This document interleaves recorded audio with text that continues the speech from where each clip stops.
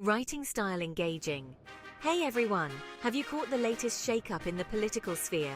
Monica Mutsvangwa, a prominent figure in parliament, has just been fired as shown on some trusted sources like Sabc, even though people are still doubting the firing. Yes, you heard that right, fired. Now, if you're scratching your head wondering who Monica is, let me fill you in. Monica Mutsvangwa has been a key player, but it seems like the political drama just couldn't keep her in her seat any longer. And let me tell you, this isn't just a simple case of office politics.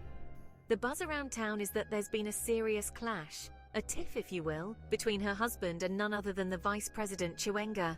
Yeah, things are getting pretty heated, and while nothing is official yet, the rumors are flying thick and fast.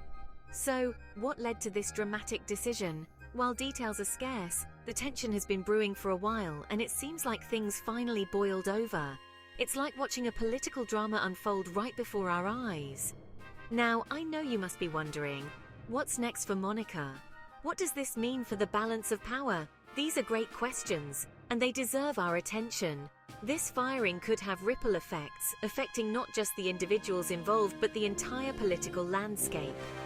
And let's not forget the role of public opinion in all this. It's crucial, now more than ever, to stay informed, to ask questions, and yes, maybe even make that call to your representatives to express your thoughts. Because at the end of the day, it's not just about the big names, but how these changes affect us all. So what do you think about this development? Shocked? Not surprised?